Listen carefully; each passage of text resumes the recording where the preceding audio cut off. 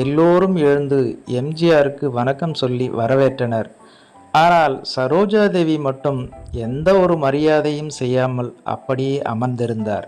அப்போது யார் இந்த பெண் என எம்ஜிஆர் விசாரிக்க, இவர் பெயர் சரோஜாதேவி, இந்த திரைப்படத்தில் நடித்து கொண்டிருக்கிறார் என சொல்லியிருக்கிறார்கள்.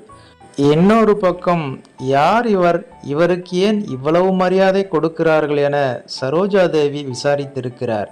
இவர்தாம்மா எம்ஜிஆர் என அங்கிருந்தவர்கள் சொல்ல பதறி போனாராம் சரோஜாதேவி. ஏனெனில் அப்போதுதான் அவர் எம்ஜிஆரை முதலாக நேரில் பார்த்திருக்கிறார். தயாரிப்பாளர் சீனிவாசனை சந்தித்துவிட்டு திரும்பும்போது சரோஜாதேவியிடம் நின்று சில வார்த்தைகள் கன்னடத்தில் பேசிவிட்டு போய்விட்டார் எம்ஜிஆர். அதன் பின்னர் திருடாதே, நாடோடி மன்னன் ஆகிய திரைப்படங்களில் சரோஜாதேவியை நடிக்க வைத்திருக்கிறார் எம்ஜிஆர் என்பது குறிப்பிடத்தக்கது.